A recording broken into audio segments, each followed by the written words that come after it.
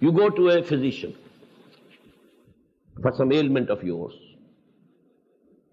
and the physician writes a prescription having 4 medicines. You say, oh, I'll take only one. What will happen? Now the responsibility of the prescription lies on you, not on the physician. Maybe some medicine had some side effects, injurious effects, and he had added a corrective for that to eliminate the evil effects, the bad effects, and you have omitted that part of the prescription. Will you be doomed or not?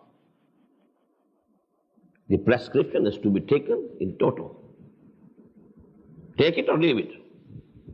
Either you think you are the physician, then you are free to prescribe. But if you have gone to a physician, the whole prescription that he suggests is to be taken in toto.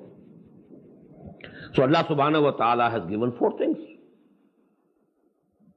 وَالْعَصْرِ إِنَّ الْإِنسَانَ لَفِي خُسْرٍ إِلَّا الَّذِينَ آمَنُوا وَعَمِلُوا الصَّالِحَاتِ وَتَوَاصَوْا بِالْحَقِّ وَتَوَاصَوْا بِالصَّبْرِ.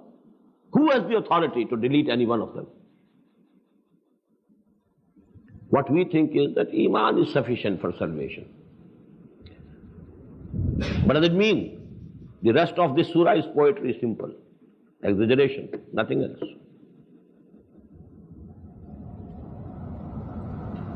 There can be no salvation without good deeds. Not only good deeds at the personal level, but at the social level. The endeavor to transform this society into a good Muslim society. By tawasi bil haqqi wa tawasi bis sabr. If you are not doing it, your prayers and your fastings goes in vain.